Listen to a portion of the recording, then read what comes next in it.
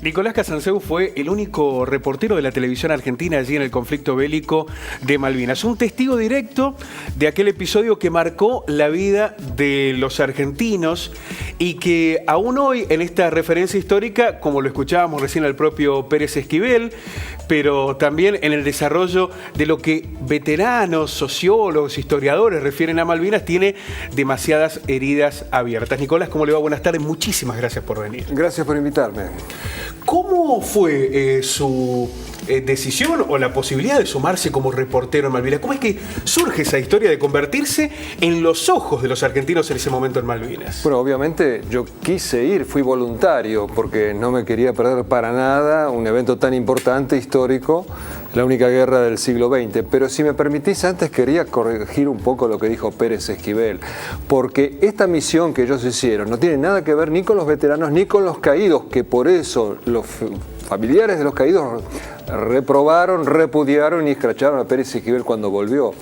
Esta misión fue para deshonrar a los caídos, no para honrarlos como dice Pérez Esquivel, porque la tesis que quieren imponer, está en los carteles, es que hay 122 NN. NN significa no nómina. No tienen nombre, mentira. No hay ningún combatiente que no tenga nombre.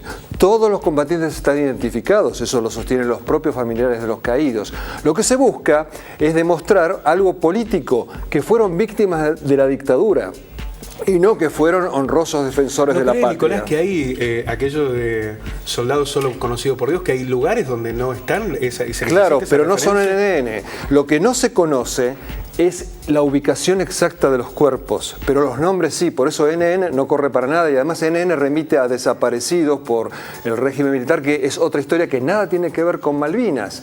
Entonces, el decir que van a identificar los cuerpos, en realidad lo que buscan es demostrar que hubo violaciones a los derechos humanos en Malvinas, porque quieren seguir con el curro de los derechos humanos. A las víctimas de la dictadura militar se las indemnizó con $250,000. Este negocio aparentemente se terminó. ¿Y por qué digo negocio? Porque hay nada más que 8.000 víctimas comprobadas, dicho por el gobierno de Cristina Kirchner, que fue antimilitar, y hay 22.000 más que se cobraron y no se sabe quién las cobró. ¿No es injusto hablar del término de curro cuando lo que está en juego son torturas, desapariciones por parte de un gobierno de facto contra su propio... Las indemnizaciones están bien para los que realmente sufrieron, que según todas las cifras kirchneristas, de la CONADEP, de Sábato, de Meijide, son alrededor de 8.000. ¿Quién cobró los restantes 22.000? El curro son los restantes 22.000. Y ahora quieren hacer aparecer como víctimas de la dictadura a los soldados de Malvinas, ofendiéndolos con esto y ofendiendo a sus seres caídos, molestando sus cuerpos que deberían reposar en paz, con motivaciones políticas y crematísticas, con motivaciones económicas.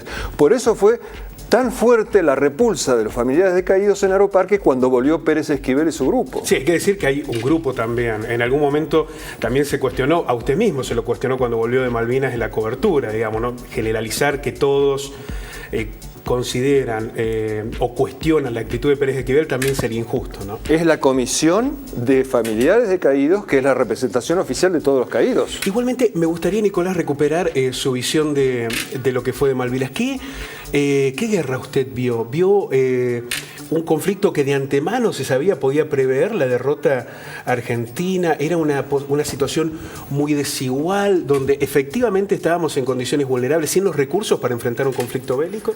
Ya lo dijo Clausewitz, un gran teórico de la guerra, que la guerra no la gana el que tiene más hombres, más tecnología, la gana el que tiene más garra, justamente, el que tiene más voluntad. Y nuestros pilotos, por ejemplo, tuvieron esa garra y esa voluntad y diezmaron a la flota británica, reconocido por los británicos. El jefe de la flota británica, Woodward, en su libro, que está basado en su diario, dice que estaban a punto de volver por las inmensas bajas que le causaban nuestros pilotos. Esa voluntad de ganar no la tuvieron ni los generales ni los almirantes y por eso perdimos la guerra. No la perdimos por los soldados de 18 años que en muchos casos pelearon como leones. ¿Lo que usted generaba en Malvinas era lo que reproducía la televisión pública en aquel momento? ¿O gran parte de ese material nunca se emitió? ¿O en realidad había también una fuerte condición de censura de lo que usted enviaba desde las islas? No, por supuesto, en toda guerra hay censura. Está el famoso dicho de que en toda guerra la primera baja es la verdad, porque los gobiernos usan la información y la desinformación como un arma más.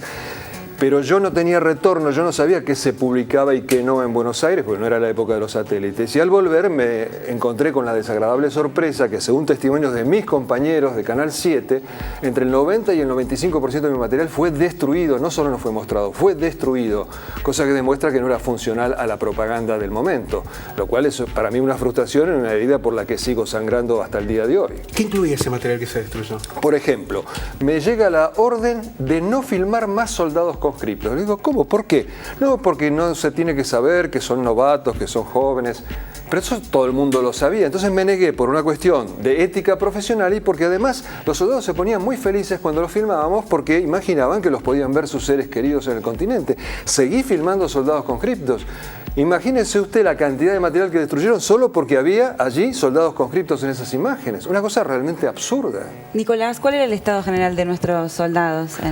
Dependía del jefe que tuvieran. Cualquier unidad es un reflejo de su jefe. Estaba el jefe que los había preparado, el jefe que se preocupaba por su alimentación y no comía hasta que no hubiera comido el último soldado, y estaba el jefe que no se ocupaba de ellos. O sea que no se puede generalizar, como recién hablábamos, porque hubo de todo en la guerra. Hubo de todo. Pero hubo jefes que se jugaron y que inclusive dieron la vida por sus soldados, así como hubo soldados que dieron la vida por sus jefes. ¿Le permitían como corresponsal con sus cámaras llegar hasta el lugar mismo del conflicto bélico? ¿Tuvo muchas limitaciones para trabajar en el campo?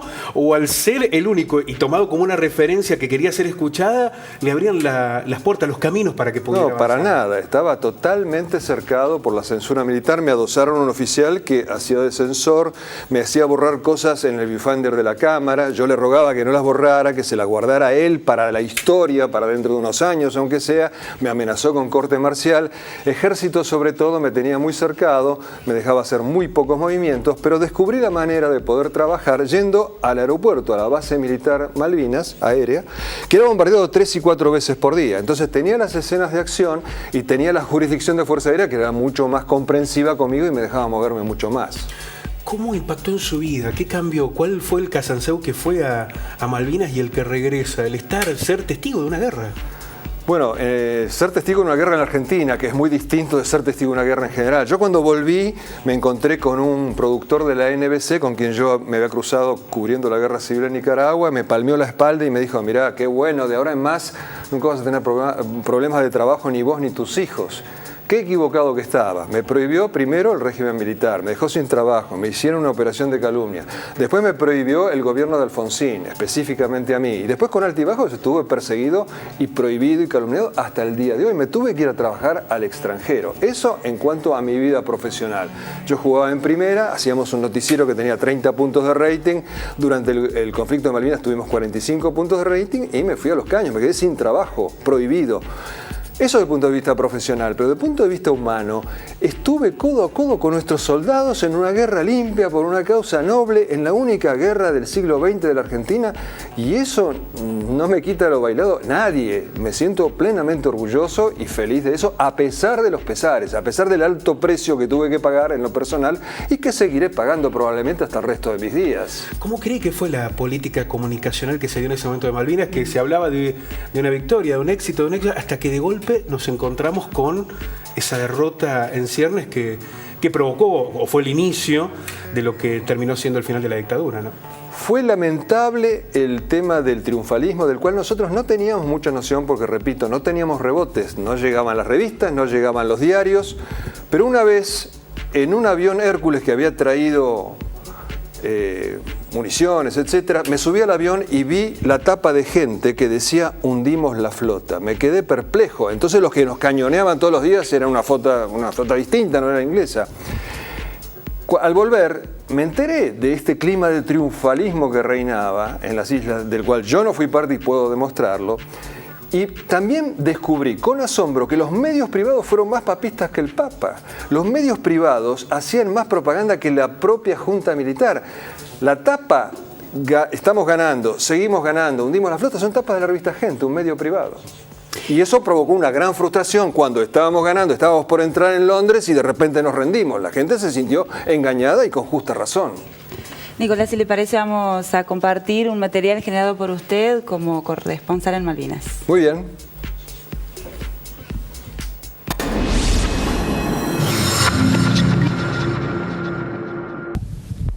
Sargento Sarraza, acá en las Malvinas, ¿se siente exactamente lo mismo que aquello que me dijo en el cuartel? Mejor, Nicolás, mucho mejor, porque ahora la verdad he pisado esta tierra argentina que no conocía. Y la verdad que los patricios estamos muy emocionados de poder pisar esto que es nuestro.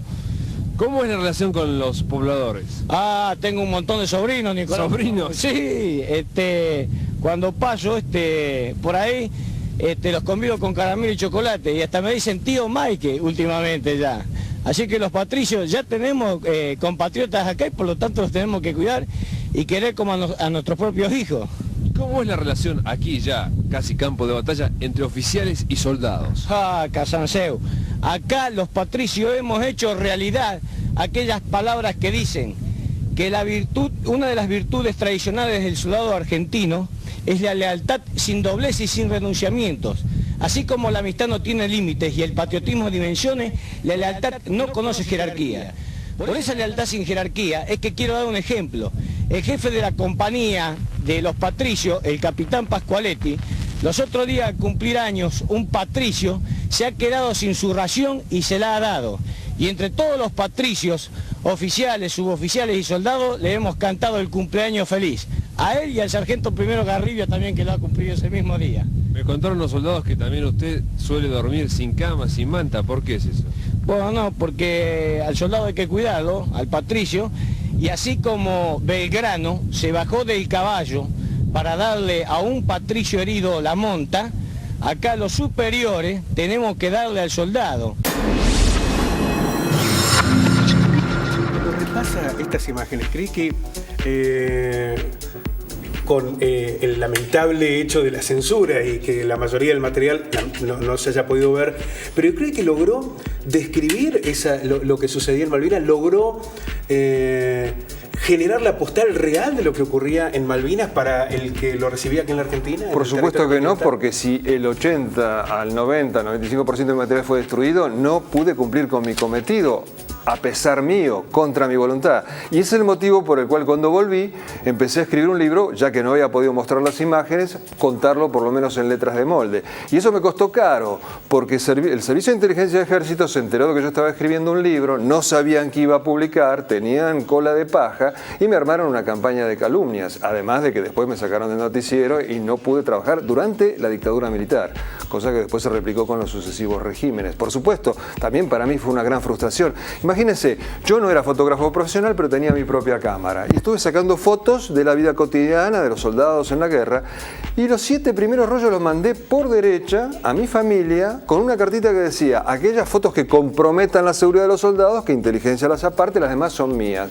Bueno, no solo se quedaron con los 7 rollos, que creo que los destruyeron porque hasta ahora no aparecieron, sino que amenazaron a mi familia cuando fue a reclamarlo. Desde ya que tengo una gran frustración con todo eso. Nicolás, ¿cómo cree que el pueblo argentino recuerda hoy Malvinas?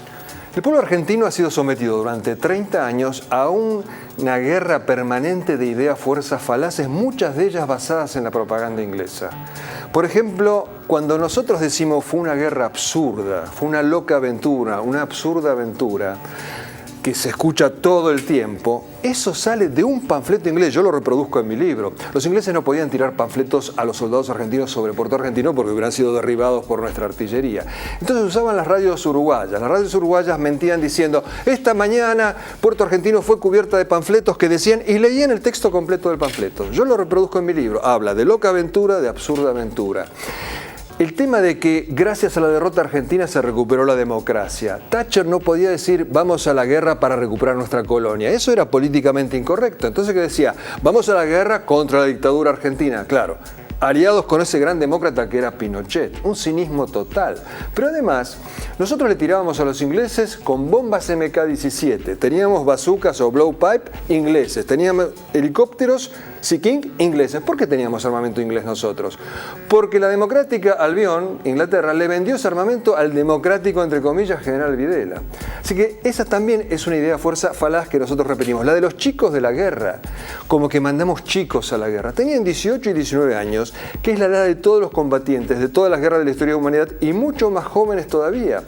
Es una ofensa a la inteligencia y a los combatientes llamarlos chicos cuando lucharon como hombres. ¿Sabía usted que el jefe máximo inglés abatido en la guerra de Malvinas, nada menos que el jefe de los paracaidistas ingleses, fue abatido por un, entre comillas, chico de la guerra, un soldado, Oscar Ledesma, que según el historiador Oscar Tevez, fue el que lo abatió en un combate leal frente a frente en la batalla de Darwin. Ledesma vive en La Carlota, a pocos kilómetros de aquí, y no lo conoce nadie, porque esto se oculta, porque si se conoce que nuestros soldados de 18 y 19 años pelearon como hombres, se cae como un castillo de naipes esta mentira de que eran chicos solamente dignos de lástima. Y sobre la idea que tenemos del rol de Chile en la guerra, ¿qué nos puede decir? ¿Cuál es su percepción? Bueno, por supuesto, es una cosa lamentable. Chile estuvo absolutamente ligado a Inglaterra, facilitó a Inglaterra en todas sus acciones bélicas, lo cual viene ya desde hace mucho tiempo atrás. Nosotros hemos tenido diferendos limítrofes con Chile desde hace más de 100 años, y nuestros gobernantes, cuando había un diferendo limítrofe con Chile, ¿a quién ponían de árbitro? A la corona inglesa. Esa alianza viene hace mucho tiempo. Nicolás, seguramente va a ser un verdadero placer quienes tengan la chance de escucharlo allí en la charla, de poder además acceder a esta publicación. Y una referencia que inevitablemente tiene, lo decíamos, demasiadas grietas abiertas, pero con un debate que no puede estar cerrado nunca, lo que ha sucedido en Malvinas. Por eso para nosotros es valiosísimo que usted nos pueda sumar este aporte. Nunca se va a cerrar hasta que no se diga la verdad completa. Cuando se conozca la verdad completa, ahí vamos a poder honrar tranquilamente a nuestros héroes, porque, repito, Malvinas va a estar a la par de la campaña de los Andes de acá a 100 años. De acá a 100 años nadie va a recordar quién fue Macri, quién fue Alfonsín, quién fue Kirchner, pero todo el mundo va a conocer los nombres de nuestros héroes porque van a estar en los libros de historia. Muchísimas gracias. A ustedes. Nicolás Casanseu, el único reportero argentino de la televisión